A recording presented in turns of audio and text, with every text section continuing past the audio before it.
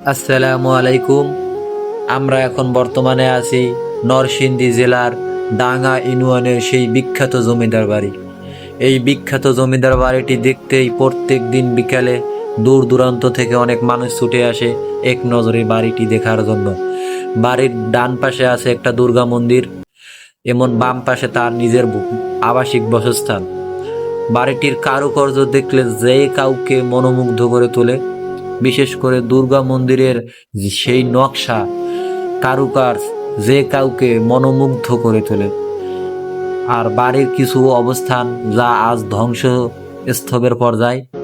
বাড়িটির বিষয়ে যা জানা যায় খোঁজ নিয়ে, 1947 সালে দেশ ভাগ হওয়ার সময় এই বাড়িটি একজন উকিল মানুষের কাছে বিক্রি করে সে ভারতে চলে যায়।